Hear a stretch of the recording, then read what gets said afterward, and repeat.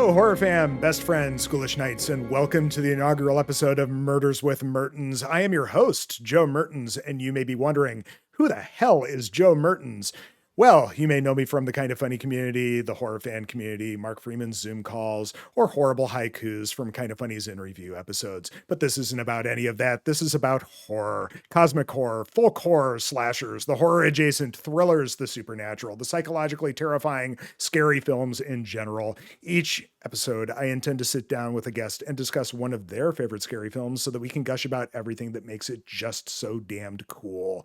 So to kick things off, let me introduce my friend and very first guest, Madeline Stanley. Welcome to the show, Madeline. Hey, thanks for having me. Absolutely. Absolutely. I'm glad this worked out. I've been, dragging my heels on a little bit of getting this started, and it's all finally coming together. So very Yes, cool. I'm so excited. Yeah, Madeline, who are you? Why are you Yeah, here? I'm Madeline. I am also a kind of funny best friend. I think that's how we met, and we've been exchanging many horror opinions. Joe will not leave me alone about Malignant. I Not at do all. not like it. This episode is not about No, Malignant. no, not at all.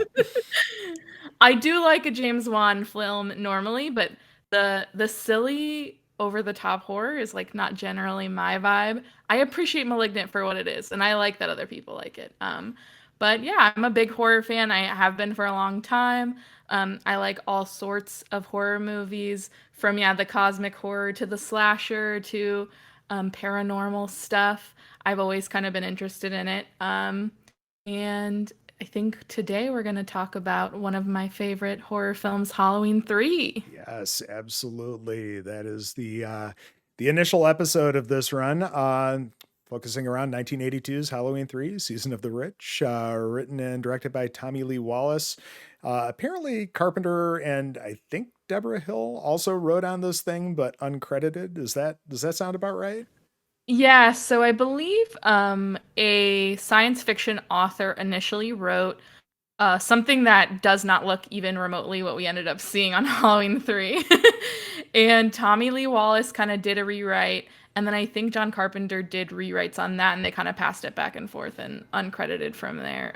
Him and Deborah Hill added some punch ups that then the initial sci-fi author that wrote it like requested not to be associated with it anymore. Oh, yeah, I did read about that. Yeah. Mhm. I Yep. think his vision was a lot more comedy than they ended up going, and in a quite a few different directions.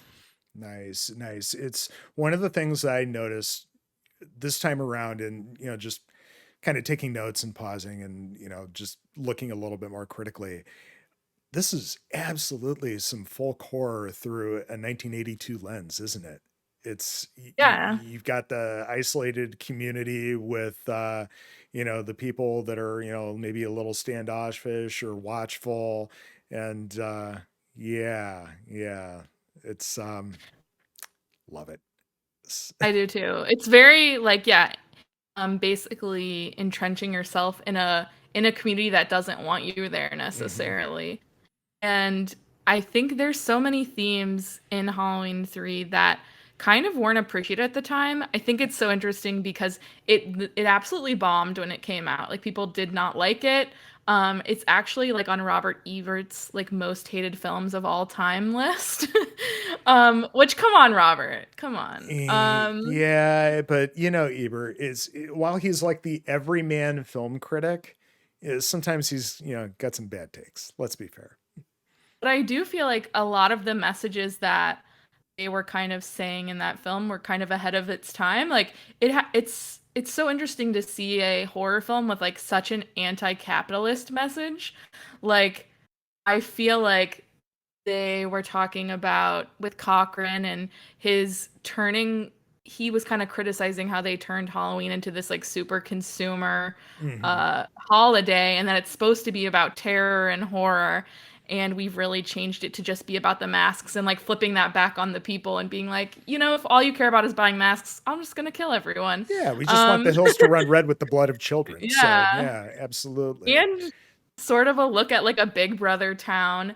Like Hmm. I can totally see Amazon being at that point somewhere where they make everyone live in the town and work at their factories and just exchange everyone out for robots because it's more uh, economically expedient Oh, to just remove absolutely. everybody and replace them with robots. I mean, they are absolutely headed in that direction with Amazon. So as terrifying as that is, but yeah. Um, I know that I said I didn't want to just kind of completely recount the plot, but I'd like to kind of use that as sort of our North Star as we go through all of this, Yeah, just to totally. kind of keep us on track, so to speak. I will say the first thing that always grabs me with this right off the bat is that wonderful 1982 shot on a Commodore 64 computer graphics with the scan lines coming in and creating the pumpkin, and then you get those wonderful nasty John Carpenter synths as well. Yes. Oh God, love it, love it, love it, love it. What I think something that people don't appreciate John Carpenter enough for is his amazing music and his scores. Like the Halloween score is obviously iconic. There's like no disputing that. But this score for Halloween 3 is also really interesting, like Mhm. using only synths essentially the entire time, like really embracing that science fiction technological aspect, that like very cold, menacing, tension building score. And then yeah, Tommy Lee Wallace like paying homage to the openings of Halloween 1 and 2 with the digital version of the pumpkin is like such a nice touch. Just really like you can tell I think that Tommy Lee Wallace really loves the horror and like the horror community in general, all horror films. I feel like there's so many homages you see to past Halloween films, Halloween 1 and 2, and Mhm. also other films like Invasions of the Body Snatchers. Um, Yeah, yeah. Wasn't that like shot in the same town or something like that? The yeah. original one? Yeah, that's Mhm. cool. That's super So dope. I think there's obviously like a lot of care put in this movie, and I love films made by horror fans for horror fans because you can just tell that they like love what they're making Hmm. and appreciate where horror comes from, I guess. Yes, yes, absolutely. The next thing that hits me is that the, the opening scene. Then once we get past, the credits and all that, this dude is running for his life, and he nearly causes the plot not to happen by dropping the mask in the very first fucking shot. He's stumbling around this road, looking back, and he's not doing the best job of really concealing himself as he's running for his life. No, But that said, it's great. I can't even hate on it. It's no. and then just the guys in the suits. They're the perfect silent terror. You know, whenever they pop up in a shot, you get that fun little synth stinger, or Hmm. you see them from behind step into frame as they're watching something happening. But I also just love how cold and off-putting they are, and something's off in the very beginning, especially when you see the one looking up from the El Camino at the car rolling towards him as it's about to crush him, and he barely reacts. It's Yeah. I think it's such a good setup because I do think it's a little weird, right? Mhm. Like it kind of puts you off balance. You're like, this is what movie did I come to see? I thought this was about Michael Myers or teens or anything, and you get something completely so different to start with, and it really puts you off balance. And then the score too is such a different vibe that you're really, I think, put on edge at the very beginning of the movie. Like, what did I even come into watching? Who are these people? And they don't really give you a lot of answers for a while, which I kind of like because you're really left Oh yeah. wondering, what are these people doing and what is their motive? Yeah, it's kind of like my favorite type of science fiction, where you're just dropped into a particular world with no context for anything, and you just kind of have to pick things up as you go. And it's in some ways the storyteller just expecting that you're not an idiot and letting you figure things out for yourself, which is nice. Exactly. Yeah, yeah, give Yeah. us that respect at least. And I think too, like one of my favorite things that I think makes this film completely rewatchable for me. It's like once you do know kind of where the movie ends up going, you can kind of pick up all the little things along the way Hmm. that change how you watch it. And I think that's really something that makes um, it so much fun to watch it again and pick Oh yeah. apart those little details. Yeah, no future spoilers quite yet, but there's a point where things definitely flip pretty well late in this film. And then when you're rewatching it, you're trying to think, okay, when did this actually happen? And we'll get there. But yeah, absolutely, it's just imminently rewatchable for sure. And then we get some wonderful sympathetic weather, and then the 8 more days till Halloween. The stupid silver shamrock ad. Stupid. Come Oh, on, come on, Joe. it's so good. It, it's amazing. You called it stupid, but it's stupid amazing. Yes, yes, to be fair. I Um, yeah. How could they have made something more iconic and insidious at the same time? Hmm. I cannot see any countdown to Halloween without singing that song in my head Oh, now, no absolutely. matter what. Yeah, they couldn't have picked a more perfect tune for it for the ad than London Bridges. Uh, Mhm. it just in itself, what is or no, I'm thinking of a different one because that what I'm thinking of is about the plague. No, but still, it's creepy children's tune for a movie about ultimately killing a bunch of kids. Um, and then I will say I'm an absolute sucker for the type of shot in a horror movie where somebody gets up to investigate a noise and there's nothing there. And then they come back into the room and it defies all logic and all geography, but somebody just pops up out of the woodwork in their face. They're suddenly Yes, there. There's absolutely no reason how they could have been there, but we get the guy who is trying to evade the the dudes in the suits, and he just kind of passes out from no apparent injury. I don't know. just I think the sheer terror Yeah. of of leaving that town. It is so strange, like I think that plays still into like what is happening. Yeah, why is he passed out and why is he clutching this mask? I feel like we have to address the masks because another iconic thing. There's so many. I think they did a really good job with the imagery in this film, especially coming from a series where the Michael Myers mask was also super iconic, and the pumpkin at the beginning, and then they brought another banger after another banger with those Dawn Posts masks Hmm. being just the perfect combination of those three. Yes, I'm glad you're very much aware of Don Post. And it's like, Yes. God, just this overall style. When I saw this film for the first time, I'm like, God, this looks kind of familiar. And then I'm like looking at the credits and I'm like, it's Don fucking Post.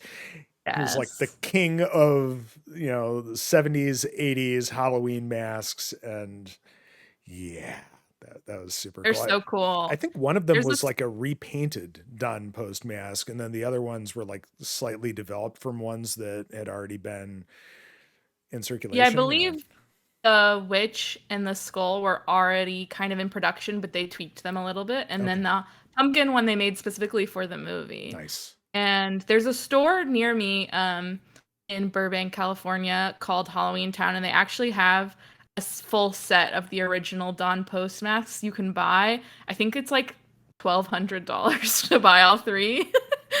But Fuck me. I pass by them often and think when I have a spare $1,200, I will be purchasing these. Nice. Very nice. Let's see. Okay, and then, of course, we move on to the hospital from here. Um, Dr. Chalice. Like I Oh, said, Dr. Chalice. yeah, or actually, no, he's at home first. We learn very on that he has a long-suffering ex-wife, and yeah, he shows up after drinking. He's got these shitty presents for his kids, where the former missus has already one-upped him because he just Yes. can't get his shit in a pile, and then immediately his beeper goes off. Um, yeah. Yeah. I think Incidentally, Chalice is a lightweight, soft clothing fabric made of cotton, wool, or synthetic yarns. Um, where he's supposed to be like man of action, right? But he's a, soft, lightweight fabric ultimately. That's so interesting. Yeah, they really set him up as a shitty dad. Hmm. They're not really giving us a lot to work with. And even his wife's like, "Oh, you're gonna go to the hospital drunk? Good. Maybe you shouldn't do that." And he kind of shakes her off like, "Oh, my nagging ex-wife or Hmm. separated wife." Hmm. Um, it's so it's such an interesting way to start his character because I feel like a lot of times you kind of want to build up your character as like really sympathetic, so you're kind of with them through the whole experience, but they start him off as like this deadbeat dad who is a drunk doctor, and you're kind of like, am I gonna like this character? And Tom Atkins somehow makes it work. He pulls it off. He does. But wow, in my first viewing, it took a while before I was on board. And also, of course, his ex-wife from the original Halloween, basically playing an aged-up character of her character from that film. Yes, I Yeah. love her. Oh yeah, she's great.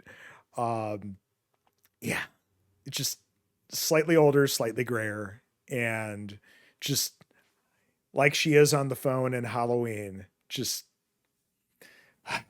you can just hear the sigh. You can feel the sigh, right?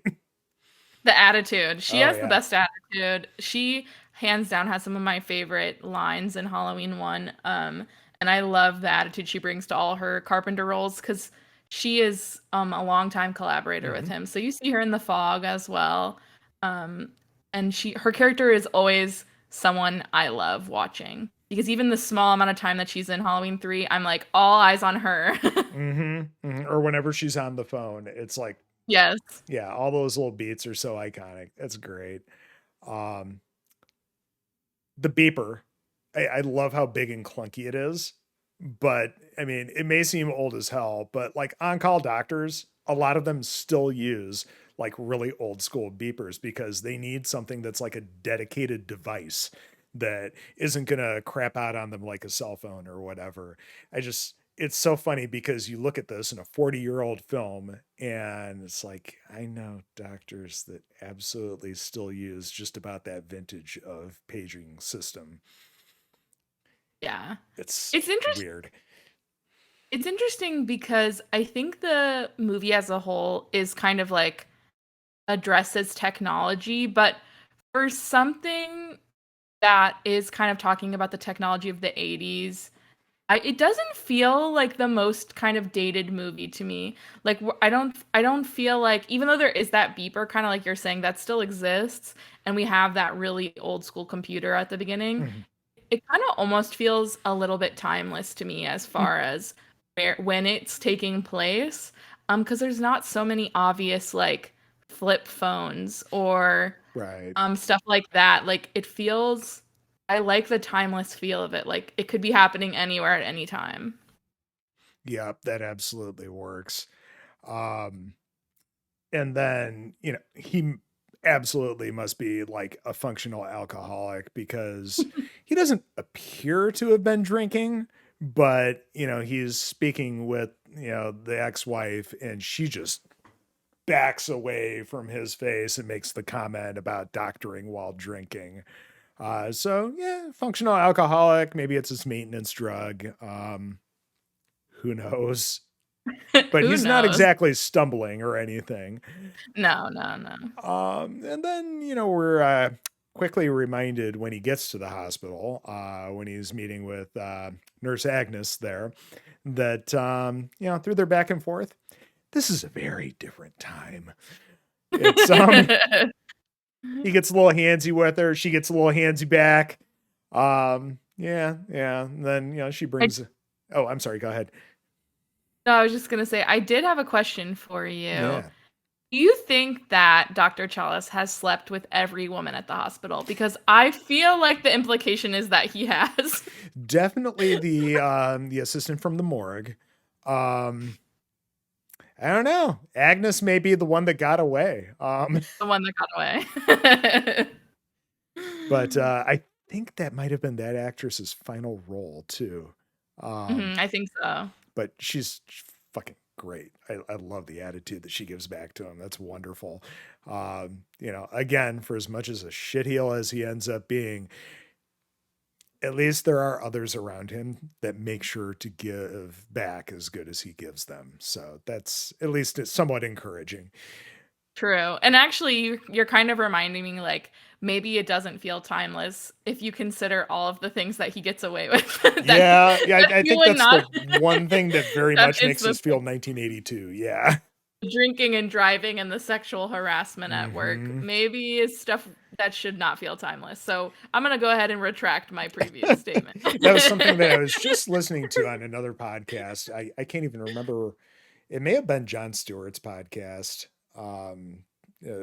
To go along with his problem with show about how you know the drinking and driving wasn't taken seriously until Moms Against Drunk Driving, unless there was like a Yeah. major spotlight on it that brought it into, the public consciousness there. But yeah, yeah, I guess maybe in 82 it was a lot more acceptable.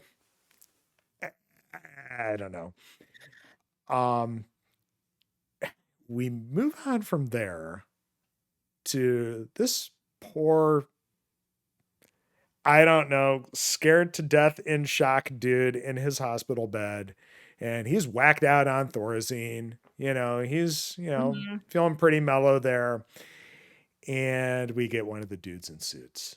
And you think maybe he's just going to get his face pulverized. But then the finger and the thumb come out and slowly inch their way down. And the dude gets his fucking skull ripped apart. One of the coolest first kills in a movie, I think.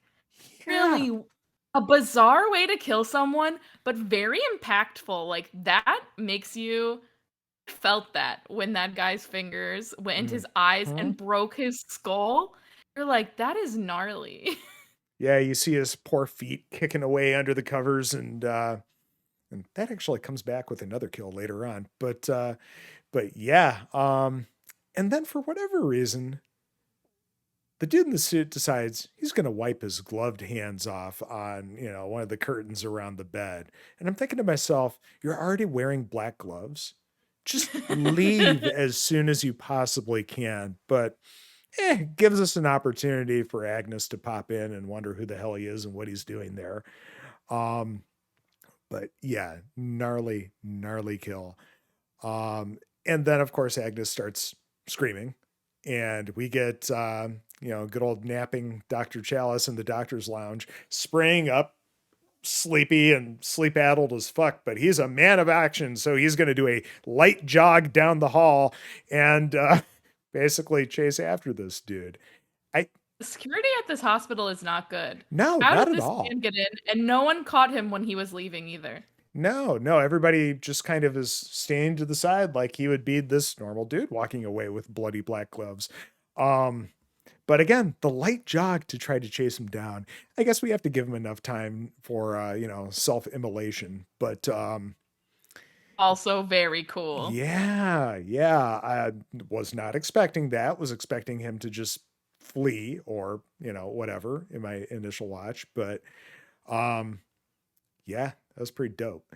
Um Definitely. I think that is like one of those first big surprises that keeps you on your toes as far as what's happening because I think it's easy to assume like you're in the Halloween franchise, you already probably kind of know that Michael Myers isn't going to be in this if you've been praised of what it's about, but you're not sure and you go, "Oh, this guy is a killer too."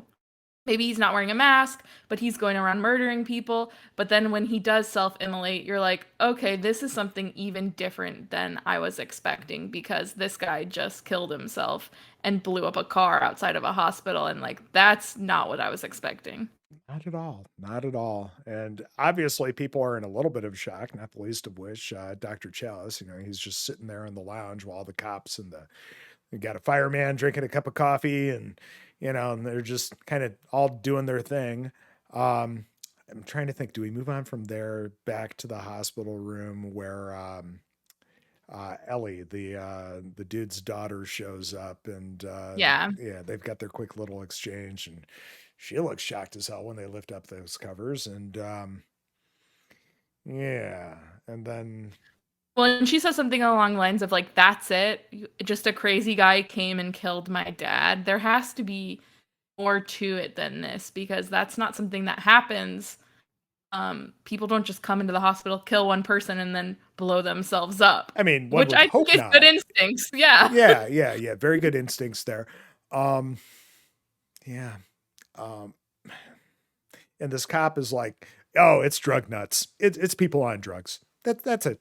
It's it's very 1982 chief of Yes. police type of attitude in California, I Like would say. blame everything on PCP and Yes. go with Yep. Absolutely.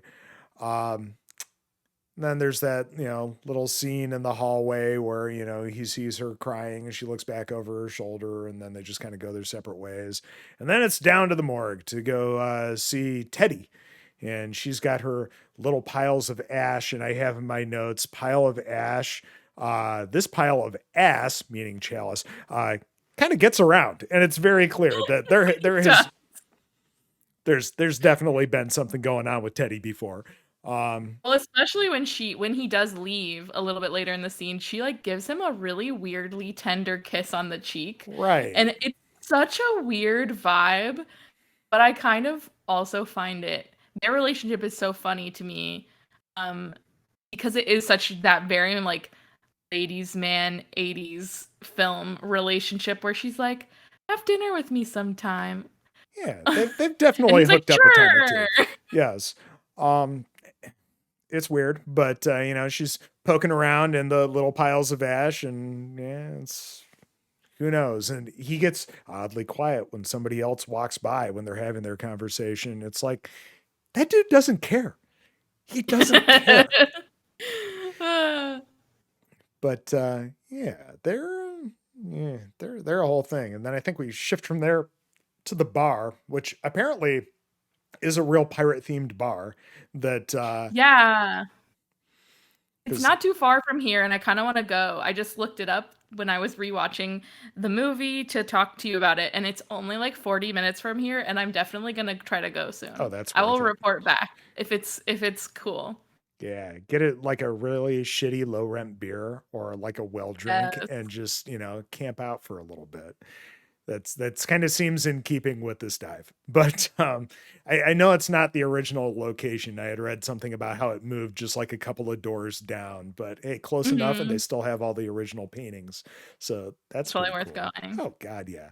And that's where Ellie finds Dr. Chalice and she brings up Papa. And all I can think of is The Simpsons and Nelson, and Oh yeah, yeah, Papa. yeah. Um, Oh my it's gosh. okay. That's a choice, but yeah. I So really like this scene. I think that it really illustrates one of my favorite things about this film and then the previous Halloween films. As a photographer, I think Dean Cundy is one of these unsung cinematographers.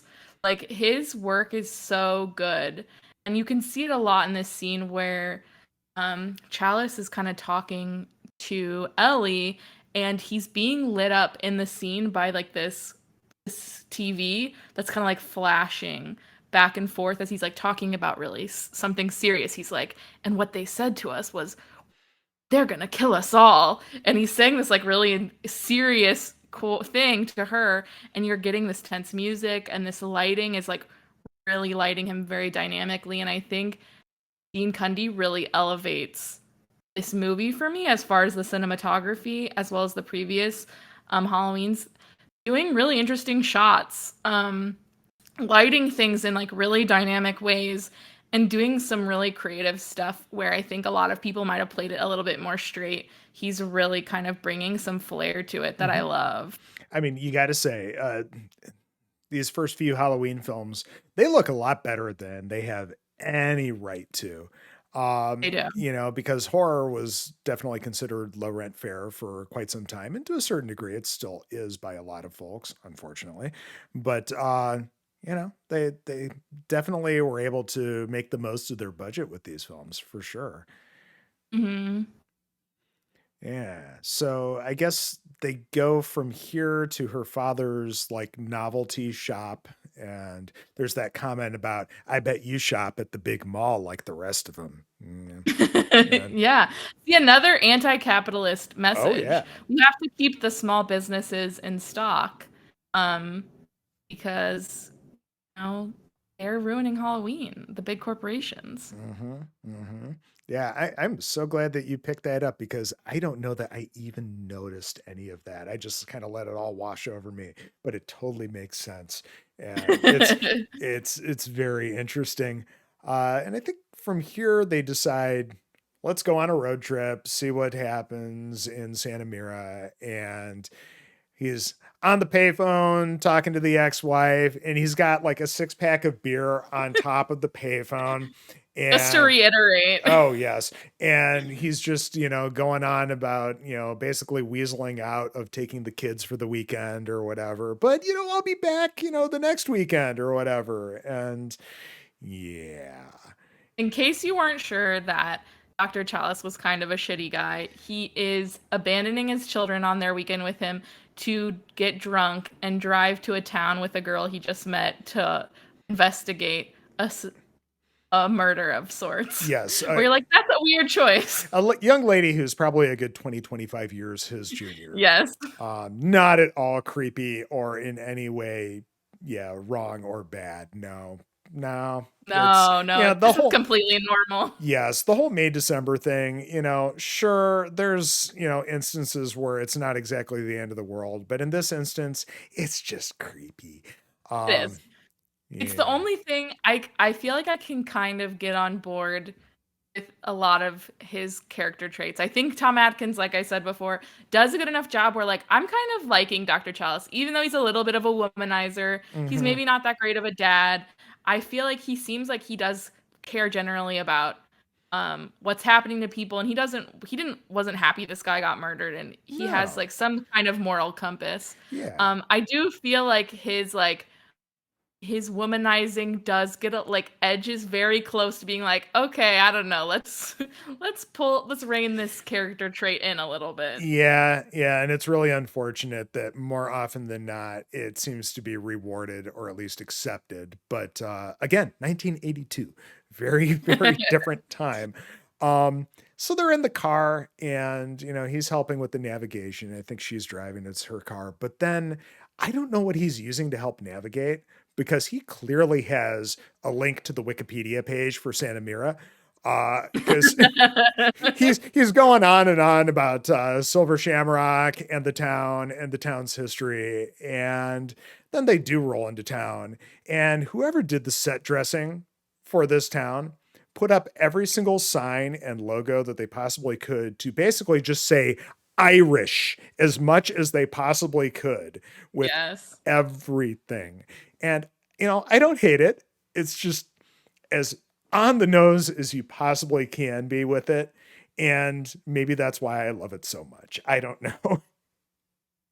Yeah, it's interesting because I was talking to someone about this movie, and they were saying that they thought it was like almost too like so Irish that they felt like it was like anti-Irish. And I didn't really pick up on that. I didn't feel like there was like anti-Irish, but they do really play into the stereotypes. Like the accents that these people have are so like over the Oh, top Irish Michelle. accents. Yes.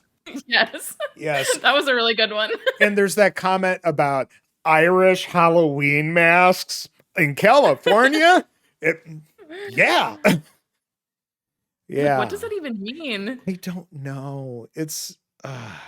And then they get to the hotel after driving around town, and you get the cool shots of the security cameras, on the little motors following them. And I'm looking at the way those are wired this past couple of times that I've watched this, and I'm like, that's not going to hold up in the weather. That's, Well, they're in California. I suppose, but you get one bad rainstorm, and it is Northern California, right? So Mhm. I don't know. I don't buy it. But it is cool, like you said, the constant big brother being watched, Mhm. and you have the shots of the suspicious town folk. and all that The fun town stuff. curfew. Oh yeah, yeah. And also that's Jamie Lee Curtis on the PA, which is awesome. Yes. It's Such a good little cameo. I know. And then once you learn that fact, you can't unhear it. You Mm. know that that's her because yeah. But they finally get to the hotel and they're getting their room and everything. And this sidewalk is like it is the sidewalk of death because Chalice almost gets hit nearly twice. First, you get the Yes. Winnebago with the flying bicycle, and then you get Tom Atkins' wife as the, uh, It's Gunderson. yes, yes. Um, yeah. And once you learn that they were married at the time, it's like, this is perfect. Yeah, Yeah, it's so this is fun to see great. them play off each other. hmm and they barely get to, but yeah, this sidewalk is just kind of played for laughs, and it's again, I can't hate it. I enjoyed the hell out of it because you get the overbearing salesperson popping out of the Winnie, and the kid, as the kid's riding off on his bike, does he flip his mom off? Yes, he does. Okay, It's great. This family is such a I don't even know how to describe them because they're horrible. But yeah, like you also kind of love them in a way. Like they're such like that Midwestern like kitschy family that you hmm would see in like a classic horror movie, right? Of like the wife who's kind of overbearing and too much and the guy who's just like dragging his family along. And then this hmm little kid who could not give less of a fuck about what his parents are hmm doing. hmm Also, this kid came along with them on this business trip, clearly plucked out of school to do so in October. I'm Yeah. just now realizing this, but something's not adding up here. Maybe he was, one of the original homeschooled in the 80s. I don't know. But yeah, they clearly drove across the country to do this Well, pickup of this order.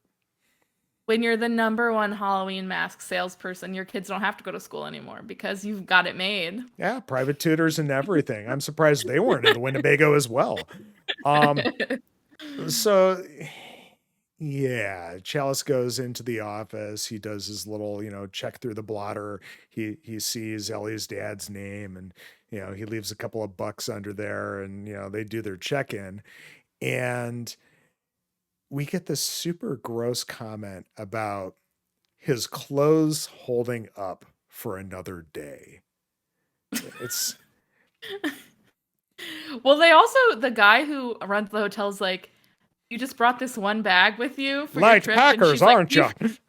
yes, and she's like, we've had a lot of practice, and I'm like, what does that mean? I don't What could it be in know. there? Yeah, it's like her makeup kit, and that's it. Yeah. It's uh, yeah, because I feel like she has like a couple of changes of clothes or something. It's I Well, it is I think she does change at least twice. So I guess maybe it's just her clothes. Tom Atkins just living his life. Dr. Chalice just yeah, just with wearing the the same sweater. sweaty, nasty shit and his members only jacket or whatever.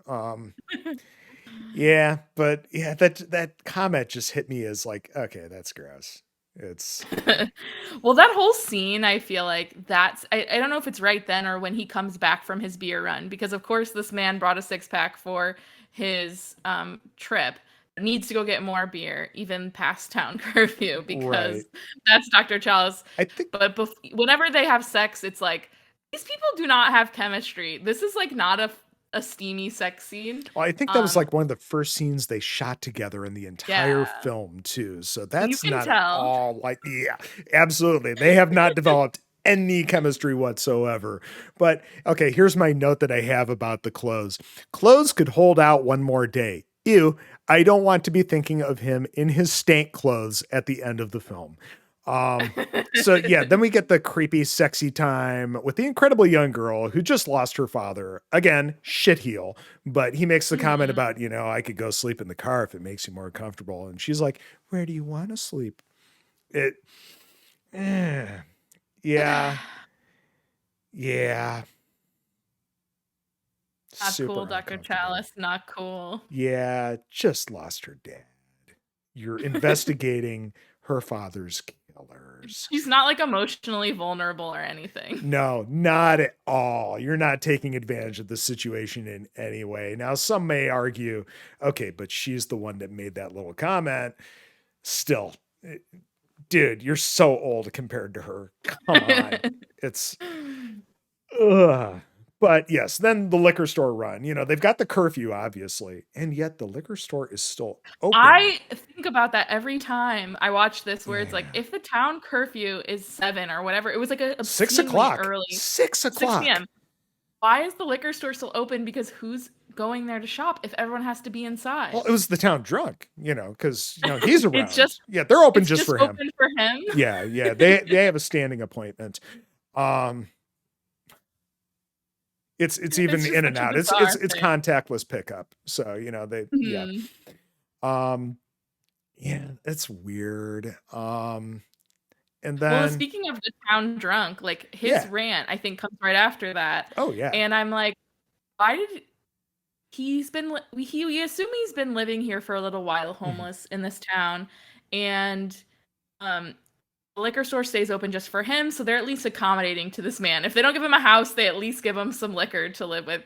Why does he go on a rant about how they're always watching and then complain about it so quickly to Dr. Chalice, only to like regret it instantly? It is such a strange choice, I think, Yeah. in this movie. So it's one of the things where I'm like, I don't understand what purpose this served other than to just show how weird this town is. Yeah, and it's definitely the weird hobo or homeless man who knows too much trope, right? It's Yeah. and that's okay. I mean, I'm cool with that. Sometimes tropes are fun, especially, when you die soon in horrible fashion. Um, yeah, so let's see here. He finishes his disease swap with the homeless man and learns a little bit more info. And then I think there's almost another collision on the sidewalk. Is it Gunderson coming back from the factory? I think that was earlier because whenever she almost hit him, I don't know who she. I, I'm not sure. I can't remember now. I don't know, because I think this is in my notes where I have the sidewalk of death because it's something else happens there, but I'm missing exactly what it was. Oh, yeah, because Ellie's coming back with her Coke and Gunderson pops out of nowhere and has her little spiel about cutting out the little guy because they do big volume business now and all that. Oh Yeah. yes, yes, Yeah, yes. it's yeah, and then we get creepy sexy time part 2. Unfortunately, with yeah, it's Didn't need like no, and you packed this lingerie. Okay. it. She was like, I don't know what's gonna happen on this trip, but we're probably gonna fuck. I've decided. I mean, it seems to be like part of her kit. So, I don't know. But yeah.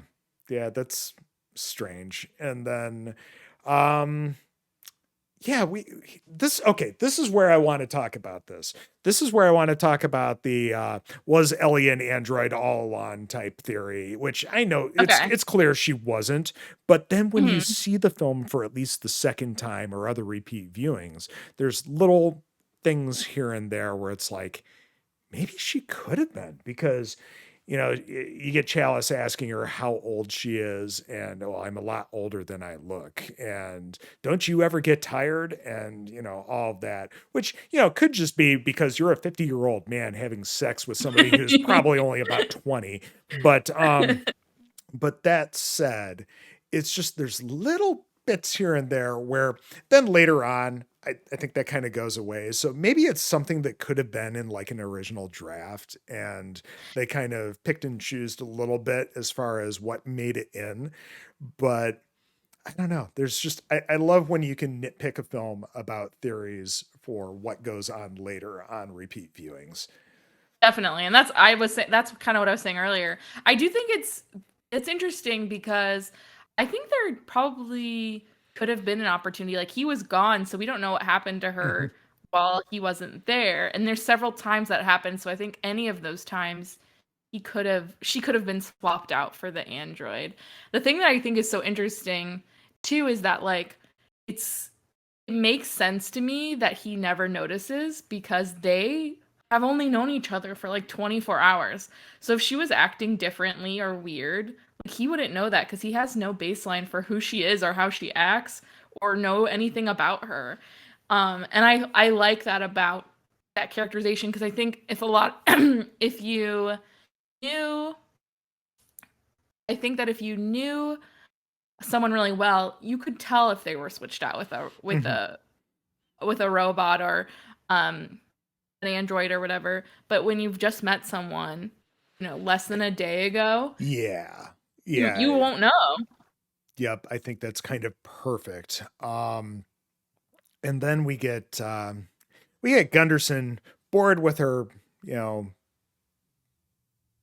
gr- Book. She was reading some yeah, book, yeah. some cheesy paperback. And oh, let's grab a hairpin and just pick away at a, bunch of circuits on the back of this silver shamrock badge. And then we get the super dope misfire. Oh, it's so gross, Joe. Yeah. I Especially when the bug crawls out of her mouth. No, thank you. and up and into her Oh, hair. And uh, yeah, you're like, okay, what the fuck is happening? Because, all right, clearly it shot a laser, but then this weird, creepy, supernatural shit starts happening in addition to it. So you get these kind of conflicting things with that where, I don't know, man. First viewing, it doesn't exactly make sense, but it's creepy as fuck. Um, yeah.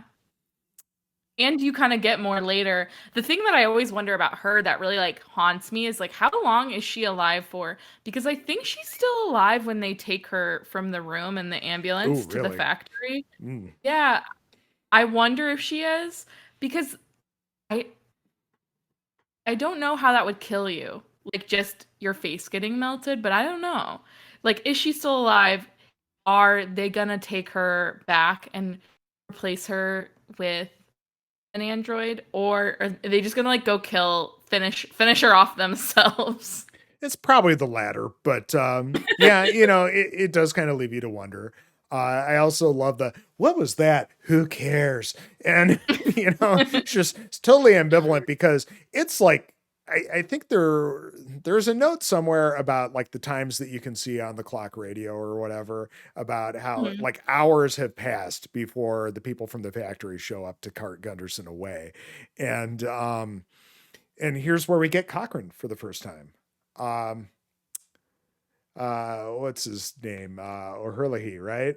Who's Yeah, awesome in RoboCop and Twin Peaks. He's he one of the does such characters. a good job. Yeah, he's just awesome. Perfect as the like somehow corrupt CEO type character.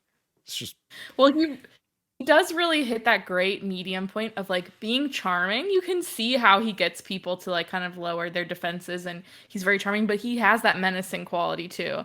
And I think it's like a really good balance mhm. to meet those two in the middle where you're like, "Oh, he definitely does remind you of that like CEO type guy that actually had to make connections and stuff to be successful, but also will like is cutthroat and Mhm. will kill people to get what he wants." I mean, ultimately, that ends up kind of being his character on a low level in Twin Peaks, even. And Mm, I love how he, finally buys it in the second season of that show. But it just super dope and kind of manipulative in that way in that show as well. yeah. That's just kind of how he's typecast, but that's okay. That's okay. But yeah, it's an interesting entrance where, oh, she's going to get the best medical care that, we can offer. And it's like, why are you here? You run the fucking mask Factory. factory.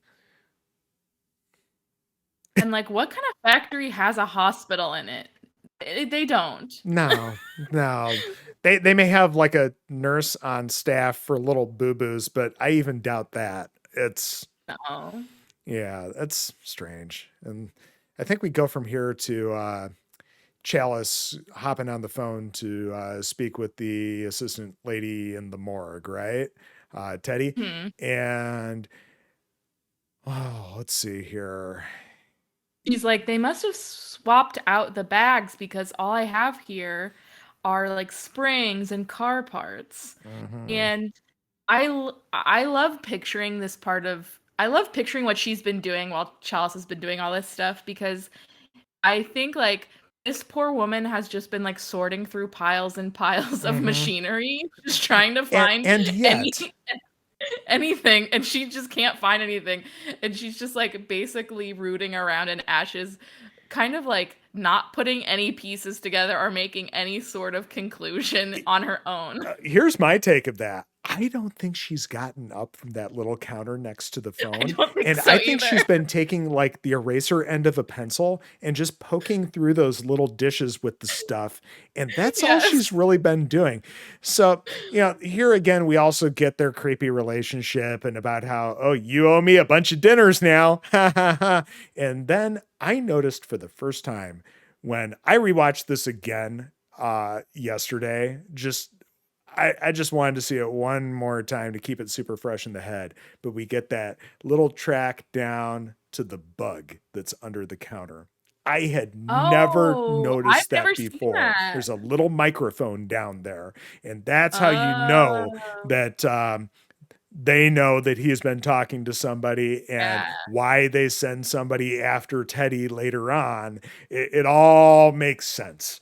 Well, and Um, then the next couple times he tries to call out later, he can't get out because they have the because phone now they line like know. rewired. Yeah. Mhm. And I think in original viewings where I hadn't noticed all that, I'm like, okay, it kind of makes sense because they're on to him, so they're just shutting everything down. No, they were really on to him. They knew.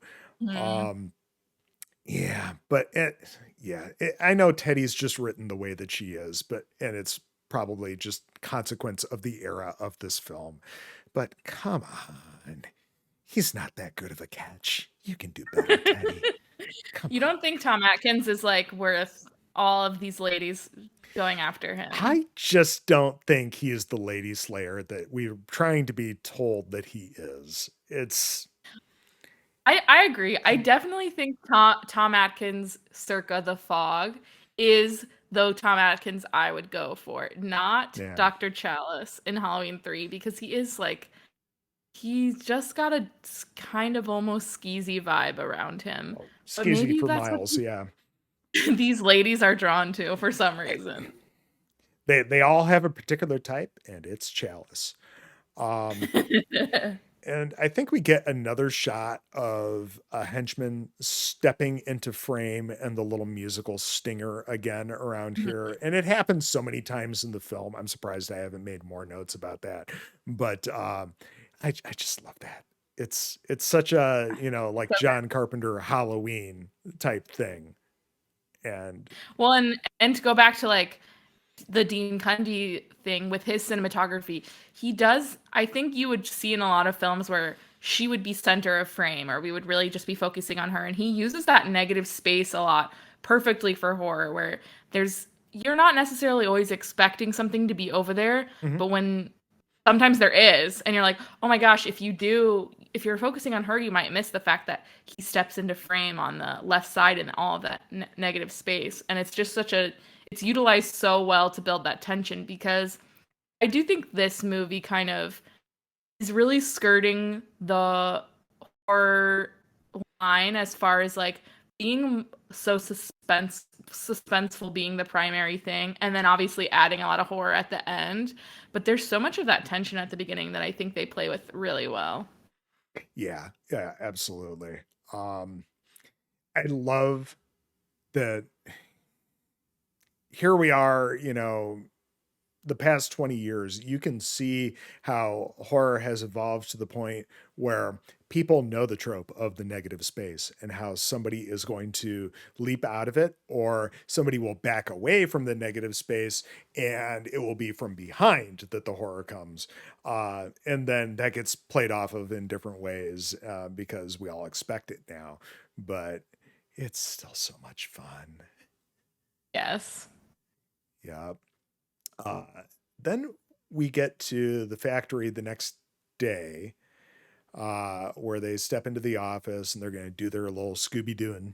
And, they've got the lady at the desk. It's like, oh, yeah, he absolutely picked up this order and all that. And then, what's his face? Is it Buddy? From the Yes, Winnebagos. buddy. Yeah. They all come in for their little meeting / tour and all that. And we get the super forced clapping from the office staff. That's not at all awkward. And yeah. But hey, let's bring our friends along for this lovely plant tour of what is probably a somewhat hazardous factory. Sure, why not? Everybody Why seems not? cool, but also I think they kind of know that Smiths or Chalice or whatever their names are, yeah, there's a little bit more going on because I think they've already heard the phone call at this point. And so they go on their little tour. Um, Final processing. Wow. Final I processing. I like that they call a lot of attention to it because it seems really weird in the moment. And then of course like by the end of the movie you're like, "Oh, of course he wanted him to have one that went through final processing Mm-hmm. because otherwise this whole plan it doesn't work." But it is so funny to me that I remember Buddy's wife's name, but she's like final process or he says final processing. What does that mean? And she's like, I don't know. Who cares? Right, right. And I love that attitude. She's like, "Who? Why are you asking me? I don't know. I'm just here being a rich wife." And then Buddy continues on, like trying to get his way in there because he's just got to see it. And yeah, Cochran, brings up, oh, it's a little of this, a little of that, but it involves volatile chemicals. And I feel like this is where Austin Powers gets that line on their little tour that they're on with the trams, because yeah, it's just, it feels about the same. But I love the volatile chemicals line. It's like, but for final, you made the mask. The mask is painted. It's essentially Yes. done, but you're just going to rub some volatile chemicals all over it. Maybe. At the end, they just spray DEET all over it Okay. and send it to the Yeah, children after that. that sounds about right. Maybe not even deep. Maybe we're going to go back as far as like DDT or something like that. Yeah. Yeah. Yeah. Let's make it extra toxic because, Yeah. 80s. That's the way kids want it. That's the way the kids that they want their toys toxic. Yeah. And then Chalice starts looking around a little bit and, oh, we've got some people that look exactly like the people that killed your father. I think it's time to boogie. And, she loses her mind because she seizes the station wagon. And Which really lazy on their part not to hide that station wagon. yeah, better. it's They know that she's there and looking for her dad, and they're just like, I don't know, throw a tarp half over it and leave the barn door open. Yes, but only I half almost kind of of it. wonder if they wanted. Yeah, exactly. Like, did they want her to see it, or are they just incompetent? Maybe it was designed to provoke the reaction. Yeah. It's like I wondered that. It's like an inverse Voight-Kampff test. We're definitely going to get this emotional response out of you because it's totally going to ruin your cover here.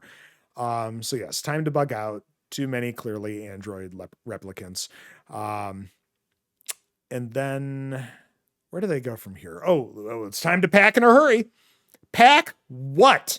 You had your You didn't bring anything. You had your makeup kit. That was it. I think you can get another one. I'm just saying. So yeah, this is where we get Jamie Lee on the phone as the recording of the operator again, call cannot be completed as dialed or whatever. And well, I guess Ellie's gone now. She got disappeared real quick. Yes, and I love the shot of him looking back out the hotel room door, and you've got like 5 androids staring him down. It's And so menacing and oh creepy yeah, at the same time. if it were a slightly more modern film, it would be even better if multiple androids had the same face Oh yeah, in that that would be cool. lineup. That would have been great. But But I feel like in this instance, it's still, we still don't really know that. So like, I like that we really don't find that part out and for till like close to the very end of the movie. right, right. And yeah, they start charging forward, and it's time to bounce. Um, and he gets out of there pretty well, and they're just all smashing through the door and all that stuff. But he makes his escape and then promptly eats shit like twice on his way out of the And hotel. Um, he probably is drunk, so we can't oh, really. okay, that could be. That could be. Maybe they picked up, a fifth of the cheapest whiskey ever from the all night liquor store beyond curfew on the way back from the factory. Yeah, Exactly. it's time to bounce on out of here. We got to go. They're gonna kill us all. But let's buy a bottle first. Um, yeah. They both have their priorities. She needs to pack her one little tiny bag, and he Mhm. needs to buy a fifth of whiskey. And then we do get some really dope music during his escape scene. It's good. This is a It good really score. is. I need to look this score up on Spotify or something because this would be some just fun hanging out background music. But yeah, then he eats shit again when he's hiding behind the fence. This very, very see-through fence that I think they would spot him. I mean, in repeat viewings, we know clearly that they're androids, or some form of robot. I don't think they would have a hard time seeing him, but whatever. Um, and then he's like hiding in the clear glass phone booth, and they still don't see him as they, roll by. Um, I do wonder if it's like a game of like cat and mouse, sort of. Like they're kind of almost herding him back that's a good towards call. the factory because that's where they want him to do everything versus like just capturing him maybe wouldn't have the same effect as him having to go there to get Ellie because they know he's gonna go there to get her. Yeah, that kind of makes sense. So he does his little sleuthing around here, and it makes it in without a lot of noise and all that. And well, then he finds Granny and kind of screams at an old woman for a little bit. And I personally think he could have been a little kinder, but then there's the violent shaking and her whole head falls off. Um, but I then, do like that like Cochrane is Cochrane is like in control this whole time. Even mm, when he's not in control, he acts like he's in control. And he's like his only comment is like, that was a really rare and expensive piece and you ruined yeah, it. we do get the reveal before that though that the men in suits are indeed robots because for whatever reason they decided to use orange juice concentrate as the yellow goop that comes out of them. I don't know why it had to be this sickly pale orange yellow, but it kind of works. It's It kind of works, yeah. yeah, it's certainly gross. But yeah, he's got that fight. He definitely overpowers that one. We get the goopy shit, and then oh no, it's bad news bears because Cochrane's there, and there's a ton of the androids. And then the comment that you made about this is a very very rare German model. We'll have to find a replacement, and then he's kind of like totally disinterested in the fact that Chalice is there, and then all of a sudden it's like, oh, you're still here. Oh, and he is Mm. very much in his own little world until he doesn't need to be. um and then it's time for final processing, right? This is such a cool tracking shot that I didn't notice until the viewing where I was taking notes, because it's an uninterrupted shot up until the point where they're watching the video feed with Ellie on there. So they go down the stairs, camera moves over, you see them chipping away at the Stonehenge. yes, and then back over to the computer section and all that. Um, yeah, yeah, and it doesn't break away until they point her out on the video feed. That love it. I love lawn tracking shots like that. That's super cool. Yeah. Did not expect And that it's out like of this film. those touches, I think, like I'm gonna reiterate my love for Dean Cundy are just what I think is that missing piece that really makes it feel like very well done. Mm-hmm.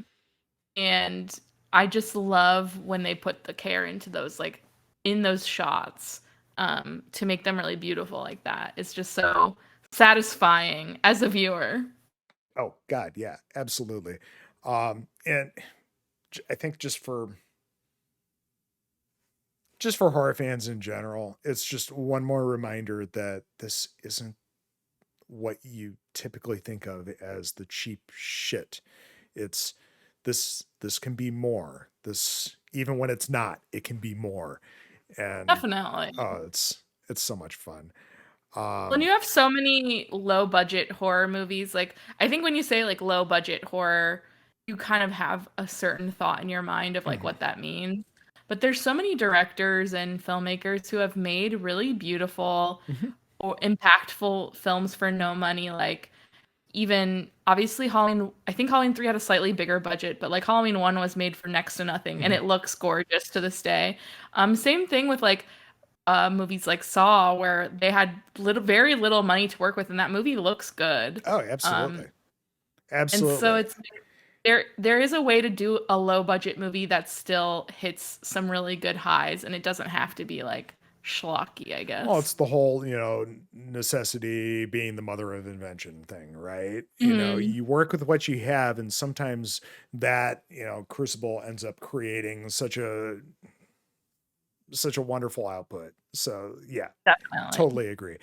Um, then we get the super creepy gas chamber living room set for Buddy, wife, and child. The test. I love how he stroked Buddy's ego to get him into that room. Like Buddy was like, "Oh yeah, I'm so important. I get to give you some notes on your promo materials." And if he had just been a normal person who would have left, he could have forego that, but he really played into his Mm-hmm. status as a Here's a salesperson blank to get him in notepad there. and a pencil. You're so Yes. important. Yeah. Let's see here. Is this Yeah, this is where okay, they actually just go right into it and they force Chalice to watch everything. And he may look like he's having a hard time, but Dr. Chalice, he's an observant man. He is paying attention to the buttons that are being pressed, and Yes. he's definitely paying attention because I don't know how else the rest of the film plays out otherwise. But yeah, we get the horrific final ad, and the mask kills the kid, and then the wonderful bugs and snakes and everything else, and Mrs. Buddy just kind of passes out. Yeah, and I think she gets bit by snakes after that. I'm sure she does, but But yeah, I think she passes out from the horror. I love that her last thing that she says before she dies is like, "We've already seen this one already." Like she's like, "I know this ad. I've seen this I one." just think this is all a great big joke. This is just a Yes. big joke. And she's just so proud of herself and laughing at herself. It's yeah. And then not even noticing. I love her comment. Don't sit too close to the screen. You'll ruin your eyes. Yes. Instead of, the mask absolutely killing you and your Filling your brain, head with yeah, bugs. your brain's being turned into bugs and snakes. Which is a very brutal kill. I Yeah. I think that for a movie that's like not I wouldn't say it's the most gory compared to a lot of films. I think each kill that they do have is like incredibly effective. Mm-hmm. Each single one really like gets you where you're like, her face got melted off.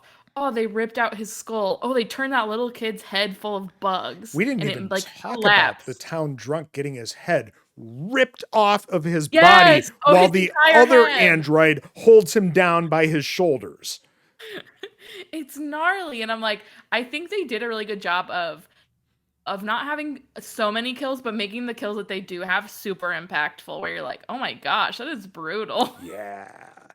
Yeah, I think my first time that I saw the dude get his head ripped off, I'm like, oh, clearly he's got to be an android because you're going to be pulling some of his spine with him. And it's going to be a whole mess.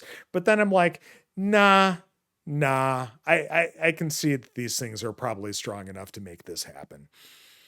Yeah. Oh, yeah. And then we get all these wonderful shots of children around the country going about their trick or treating with their silver shamrock masks. And The Arizona shot of the backlit yes, kids in the sunset, so that's the beautiful. best. That is the one that's in my notes, the Phoenix, Mhm. Arizona shot. Yes. And that's where they fade away and cut back to Cochrane.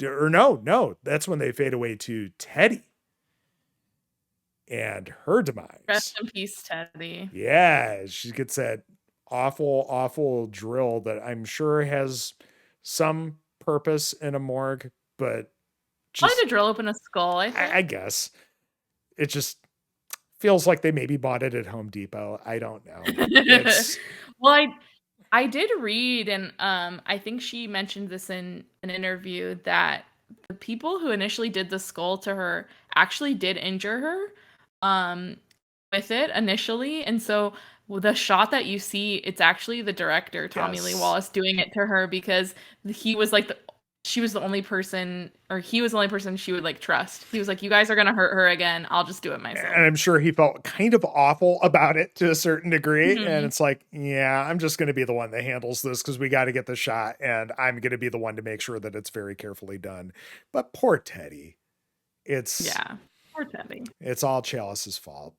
Um, Didn't even get a dinner or anything. All she had to do was poke some ashes with a eraser for like 48 hours straight, and then she got murdered. Move him from one side of the dish to the other and then back again. Yeah. Yep. It's definitely car parts. It's still car parts. You have been doing this for 2 days straight, lady. How have you not come to any other conclusions? And Right. she does right before she dies, right? You see her have that like inspiration thought of like, oh, something's not right here. And I'm like, if Mm-hmm. only you could have had this moment like several hours ago after you had been looking at those screws and springs for so long. Come on, Yeah. Teddy. Yeah. Still, poor Teddy. She didn't deserve to go out like this. She deserved better. Yes. Then we get the lovely Bond villain moment with Cochrane, where he basically lays it all out for Chalice and, talks about, the true origins of Halloween. And again, wanting the hills to run red with the blood of children, basically. It's great. It's great. And then we have him flip on the TV and we get the diegetic score, which is. Love that. Such a smart way to incorporate the iconic score and like Mhm. make those homages back to the first two movies. Yes, it works. It definitely works. In fact, I would have been happy if they had played out the rest of the film with some of that music, but still, the score from this film itself is awesome. So it works. Um, so I want to see a contest of James Bond, probably like Connery era Bond, throwing his hat onto the hat rack versus Chalice throwing the mask onto the camera. Now, I understand that they took like multiple takes to get him to actually pull this off, but you don't see it all in one shot.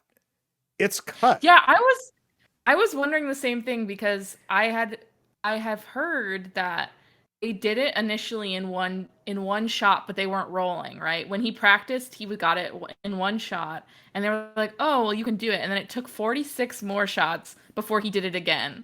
So they did for like 46 takes, and and but the shot is not a single take. So why did they Yeah. need him to do it successfully if they're not going to show it in one take? So that's probably the kind of thing where, that all came to fruition in the edit as far as like doing the cutaway. But yeah, it seemed a little So strange. unnecessary. And it's, I do also like from down here, just flinging it up and it just perfectly lands. It's kind of difficult. I do like too when we see the mask over the camera from the robot's perspective, it almost looks like that first person Michael Myers perspective through the camera, Good where it's call. like looking through the eyes. And Yeah. I think that's like a really fun little homage as well. Mm-hmm. Yep. And the one robot's like, sir, sir, tug, tug, tug. And meanwhile, he's, long suffering CEO stuck on the call with a client that he just can't get off the phone from. Um, yeah. Again, speaking of Bond, I'm getting like major On Her Majesty's Secret Service vibes when Atkins is escaping through the facility and kind of sneaking Yes. around here at the end. That works for me. Um, and yeah, okay. So he finds Ellie and he's like climbed through ventilation shafts and tried to squeeze his massive frame into that tiny little phone booth area. And he's managed to get this far and he finds the chamber that Ellie's held in. And she's just, kind of strapped down and, she's got some cool boots on and, Yeah. that's And she doesn't say anything the rest of the movie, right? no, which is kind of perfect Hmm. for how it plays out. But okay, so let's rescue Ellie, I guess. Um, yeah, that's absolutely in my notes now that she doesn't say a word for the rest of the thing. And also, okay, so they do their little sneak with the cart, the Yes. as they sneak by in the background where people are clearly looking in their direction and Hmm. nothing. But it's just part of the fun, right? It's It very is. Scooby-Doo. It's It is. And it works, I think, because yeah. that's the vibe of the whole film. I do have a question. So I think next is kind of their plan, what they do to um stop Cochrane, at least for the moment. Is Mhm, their plan is they're gonna take a bunch of the little seals mhm. and they're gonna throw them on top of the robots for some reason. Do you think this is a good plan? Because we don't you don't really know what's gonna happen. Like if you were Dr. Chalice, I think I would just like GTFO. I don't think I would be coming Yeah. up with a plan to kill Cochrane or all these robots. I would just leave. I don't know that he knows that everybody in the final processing area is a robot. I think Hmm. his plan is to just try to shut down everything from the source.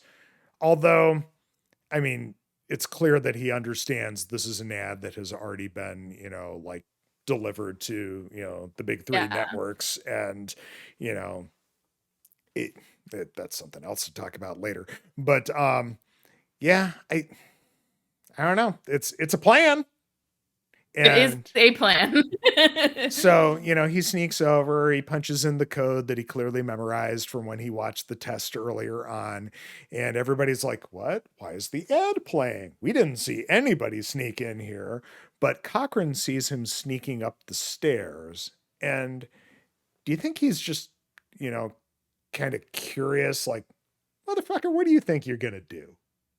I I think got so. this. And this is actually a characterization of him that I really like. So we actually skipped over something I really wanted to talk about earlier, Okay. and I didn't bring it up because I forgot. But this plays all back in because Cochrane is likes jokes. Like he thinks it's funny. Like killing all of his plan to kill all of the kids in America is like a joke to him. Like he thinks that's Hmm. hysterical. And earlier, Buddy says, "Oh my gosh, this guy is famous. Haven't you heard of him? He's in charge of all the most famous pranks, like the sticky vomit and the dead dwarf gag. The dead dwarf gag comment has haunted me forever because what joke is that? Is I get putting fake vomit out like, oh, Or sticky surprise. toilet paper What or any of that. Yeah. or the sticky toilet paper? What could possibly be the dead dwarf gag? I've racked my brain far and wide. Is it just like a stuffed dwarf where you're like, oh, Joe, there's a dead dwarf in your room? Is that a joke? I don't I know. Oh no, I forgot to feed him. I mean, what? It it's It, weird. It haunts me. It's such a Well, specific and it's such a comment. throwaway line, but it's so specific in what it is. Yes. Yeah. It, I really want to know what a dead dwarf gag looks like and how it became one of the most famous pranks that this guy ever made, that like everyone across America is familiar with this or at gag. least the people that are in the novelty goods business. Yeah. So maybe it's just famous in that community. I don't know. Maybe they have a subreddit. Who knows? Possibly. It's yeah, but you're right. You're right. It's one of those throwaway lines that's so goddamn specific. You're just like, where did this come from? But anyway, to tie this back to kind of what we were talking about of Conquer Yeah. not doing anything, I do think he just wants to see how it plays out because he thinks it's gonna be funny. Like he's like, I don't think you could probably do anything, but let's see, because like this is all just a joke to me. I kind of have already won. I can't imagine you doing anything to succeed or intercede in my thing. So like Hmm. this is gonna be hilarious. Let me see what you do. And I think it's so that's why he ends up clapping later too, because Yeah. he's like, oh, you actually did do The something. That's hilarious. And he does a little clap and yes. he's like, you succeeded. I'm glad you did that because like who cares? I'm just here for the jokes. Yep. And then, well, you get that weird glowing ring about around all the goopy androids. And the Stonehenge monolith starts glowing, and whatever that power is, whatever that particle is that's inside there that Cochrane mentions, I don't think it's very happy. Um, Mm. and so he gets taken. Um, and Silver Shamrock burns. I love this shot in the background. It's probably just a matte painting or something like that. But it looks nice. Yeah, I like it Yeah, I too. think it's pretty neat. Um, so it's time to get on the road. We got to do something. We got to save these kids. And what's the point where she makes her attack? I think he makes like a specific comment or something like that, right? Yeah, I think it is just before he gets to the gas station. I thought something came on the radio and then she attacked him and they drove off the road. I think the radio comes on and they're like, "Oh, it's only 10 more minutes until the big giveaway or whatever." Yeah, and he's like, we And then got to that's when do she attacks something. him. And oh, she does Yeah. something. So, yes, my note is Ellie strikes. Um, so, if this were a film from like the 2020s, we would bitch without end about how long this fight goes on and how it just, I'm gonna bitch because I also think even for it is there's too many she comes back from the dead but moments. that's I what I feel like at love least about one it. too many. It's what I love about it. It's so much fun and it's so over the top. I love that she keeps coming back from the dead. You get the hand, you get the headless body. It's, but yeah, you're right. It does go on too long.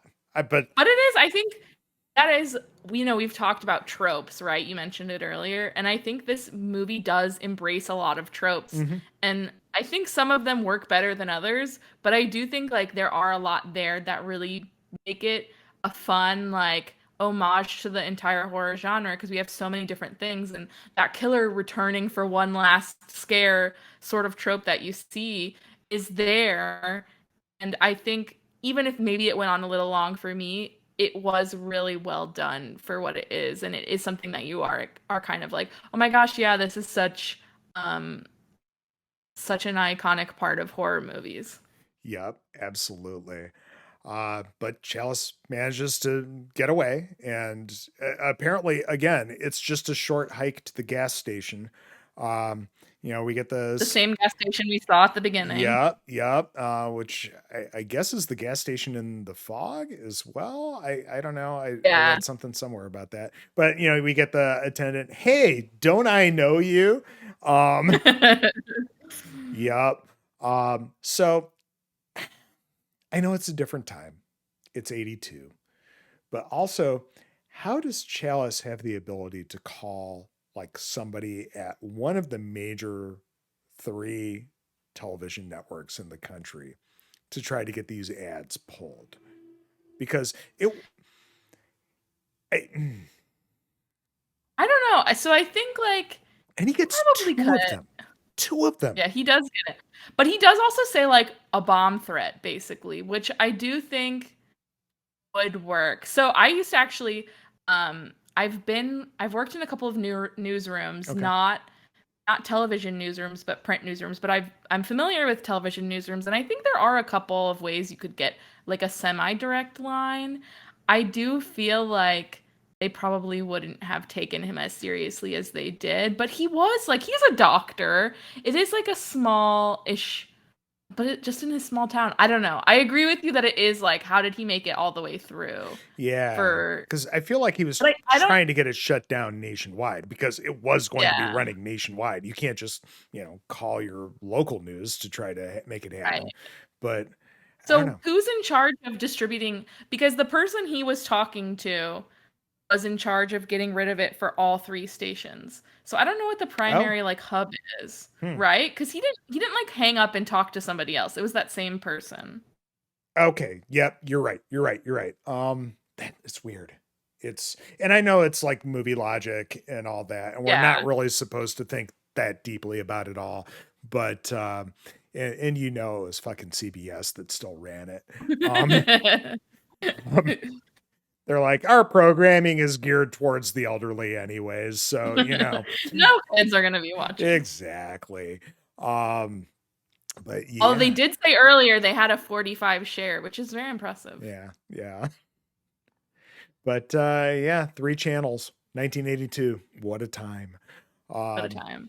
God. Tom Tom Atkins yelling "Stop it" at the end of that movie, Hmm. such a phenomenal ending. I love that it ended on that cliffhanger Yep. of like we don't know whether he got the third one pulled or not. You can see the emotion on his face, Yeah, the because way he he's like knows his lit. kids are probably going to die. See, he cares about his children after He does. all. He doesn't want to be with them, but he doesn't want them to die either. Exactly. He's like semi caring. So apparently the novelization ends with some comment about the screams of the children in the towns and cities and the rest of the country. So it's fairly clear there that plenty of people did see the ads, but I do love that it's like open for interpretation in the Yeah, film. unless you read the novel, Yeah. which the novelization was actually more popular than the movie. So the novelization actually became a bestseller Yeah. when it came out, which is interesting. But I think it also in the novelization they say that Cochrane doesn't die. He just gets like teleported someplace else. Hmm. And maybe that's how they got the monolith there to begin with, because he's like, we had a Mm. time getting it here. Yeah. It's like, and I also understand, yeah, I don't know how they got it into the sub basement because I haven't seen any freight elevators. I don't know. Um, yeah. I think this is definitely one of those times where I'm kind of glad there's not there are questions that are left unanswered because I think Yeah. that makes the world more interesting, more exciting, where it's like there's sometimes when films answer too many questions and I'm like, I don't actually care how the Stonehenge got here. It's not important to the story. It doesn't actually affect anything for me. I'd rather have some of this stuff stay a mystery to Mhm. me so I can just like enjoy the story that's at hand. Sure. Or if you did have to give us some serious exposition, do the show, not tell thing. You don't have to, Yeah. just blah, blah, blah about it. Actually give us a little bit more. You want more. You want like slightly more. Yeah, absolutely. Um, yeah, Halloween 3. I love that everyone was so disappointed in how this movie performed and the general reaction of critics and horror fans in general. So they brought back Michael Myers for a film that ultimately did worse than this one. Yeah. Do you think something I think about a lot? Do you think this film would have still done poorly if it didn't have the Halloween moniker on it? Like if this had just come out as titled Silver Shamrock or some other thing, Yeah. not attached to Michael Myers, would it have still done poorly because it didn't have sort of Michael Myers to bring people onto the Halloween name? Or do you think people would have not been expecting a certain type of movie, so they would have accepted a different type? because I know there's a lot of sci-fi at that time that we love Hmm. that wasn't well regarded. Blade Runner did horribly. The Thing Alien did didn't do that well poorly. either. Yeah. Yeah, the Thing did awful. So I'm like, would it have still done poorly if it wasn't attached to the Halloween franchise, I or think it would it would have have done had the better? chance to be more of a sleeper hit, potentially. Um, I Hmm. mean, obviously, it's gone on for pretty decent cult status. Yeah, It's still, you know, it's back to the old thing of film critics who are not horror fans writing reviews for horror films and shitting all over stuff. And that obviously continues to this day, but not to the same right. degree, I think. Hmm. You get plenty of people that are, well, clearly they write for horror publications or websites or whatever that, are Rotten Tomatoes certified critics and so on. And you will generally get a better opinion out of them. But yeah, I feel like the overall backlash just kind of killed this thing. Um, so yeah, maybe not being associated, it would have had more of a chance at the time. I still think it would have gotten shit on by critics quite a bit because, Yeah, it was of a particular caliber of horror film from the era that would just get roasted by critics continuously. And yeah, definitely. but I think it would have had a better commercial shot and maybe a better shot with the fandom. Um, I don't know. I don't know. That's I a do very good question. I do appreciate that, the most recent Halloweens have also kind of shown some love to Season of the Witch. Hmm. You can see that in both Halloween 2018 and Halloween Kills, they had the Silver Shamrock masks in the movies. And I think that's a really nice little cute nod to being Hmm. like, we as the Halloween franchise still love this movie, even though it has something to do with Michael Myers, like it's a part of our franchise. And I Yep. appreciate Oh, that. I did too. I think that's great. It's while Halloween Kills just wasn't nearly as good as 2018, I still thought it was fun. I'm still very anxious to see how Halloween Ends plays out. Me too. It's going to be fun regardless of, how we feel about the overall quality. We'll watch it. It'll be good. I want to not see Jamie Lee sidelined as much as she was in Kills. I think that may have been like one of the bigger critiques ultimately. Um, just bring her back. She was such a badass in 2018. Yeah, she really was. Yeah. I'll also be happy if they don't say um it ends Yeah. tonight or Evil whatever. dies Evil tonight. dies tonight. Yeah. I'm done with that phrase. We can leave that one in the middle movie. Yeah. I mean, I kind of get it too. It was maybe a little bit of commentary on, mob rule and so on, uh, from recent times. But yeah, it just didn't work for me either. Um, No. yeah, I'm anxious to see what people think about that film in the years to come because I'm sure it'll get revisited quite a bit. Right before Halloween Ends comes out. Um, Hmm. I'll probably watch it again at some point before then. So I don't know. But yeah, I don't know that it deserved as much hate. I don't even know that it really got hate. It Yeah, just I wasn't as well think it's received. I think it's hard, especially with franchises, and this kind of plays into a question I was going to ask you. But I think everyone wants something different. Like Mhm. what Halloween as a franchise means to you is like different than what it means to me. Like the best parts of it for you are different. So it is hard to please everyone because some people think of Halloween as a franchise with a lot of good kills. Mhm. And so that's what they want. That's like their primary thing. And then other people think of Halloween as like a movie franchise that has really strong female heroines Mhm. in it. So like that's what they want. And it's like to please everyone is hard because everyone kind of has a different version of like what Halloween as a franchise means to them. And all of that is to say, like, where does Halloween 3 rank in your kind of list and ranking of the Halloween franchise? Is it like on the top half, bottom half? Do you feel like it's hard to put into place because it is the only one without Michael Myers isn't in it? Yeah, I mean, I'd still say it's probably in the top half for sure. It's Yeah. I would go so far as to say that it's like Halloween, Halloween 2018, Season of the Witch.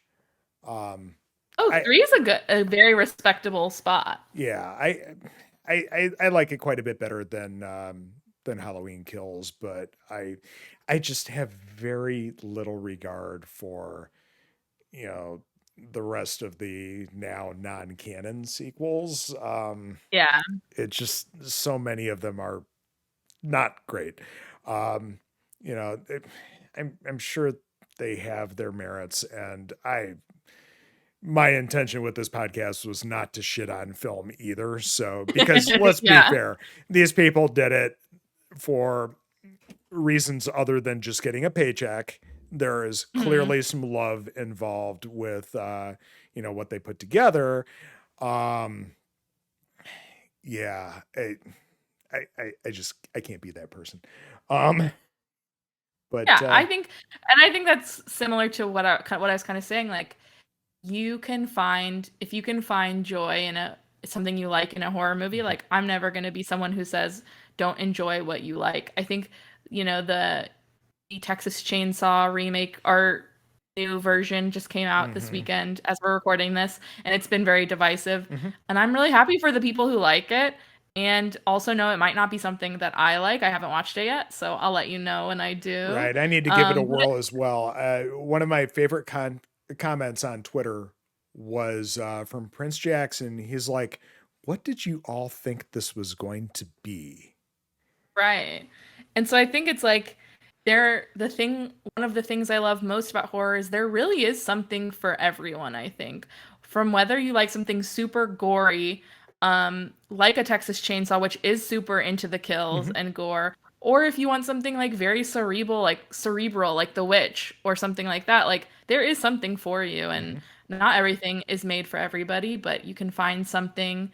Point three is certainly not for everyone, but it's definitely for me, and I love a lot of things about it, and I'm glad that we have or that has so many different types of films, and even within the franchise, so many different types of Halloween films, to be able to enjoy. Yeah, absolutely. Um, Final thoughts on Halloween 3, Season of the Witch. I think, we've touched on a lot of stuff. I think it's definitely something that maybe if you watched it when you were a kid and you remember missing Michael Myers, or you thought it was kind of hokey, like revisit it. I think seeing it as an adult, it's like such a different experience, and kind of being able to remove it from the Halloween franchise and just appreciate it as a standalone thing. Hmm. It really is such a fun experience. It's a really fun little sci-fi horror movie with some really cool kills, some really fun, silly things going on, but Oh, never sure. so silly that it takes away from the horror. It is like a little dated, as we talked about. I really take back my timeless statement from earlier. I'm It does sorry to have have some done that weird. to you. No, it's okay. It's okay. Um, that it has some silliness, but I think the acting is all done really well. I like even the unlikable characters are likable enough that I'm willing to spend some time with them, Mhm. and I think there's a mystery there that's really fun, and it's totally worth even watching just for the amazing cinematography, the great score, and some just fun little kills and experiences. Absolutely. I couldn't say it better. Uh, Madeline, I think that just about covers it. We've Yeah. done a good hour and 40 on Halloween 3. I'm proud. I think this was a lot of fun. Um, we should do this again sometime if you're down. Definitely. Um, Definitely. Madeline, if you're interested, where can people find you? Sure, you can find me. I'm at Mad Exposure on almost everything. I think pretty much everything. So if you check me out on Mad Exposure, I do a lot of Instagram and Twitter. If you want to see some of my photos, Instagram's the way to go. Not as good as Dean Cundy, but I'm trying to be there every day. So All right. Well, this has been Murders with Mertens, a horror film podcast. Thank you for letting us tickle your ear holes. Hopefully, I'm able to be back soon enough with another episode. But until next time, stay spoopy, everyone. bye.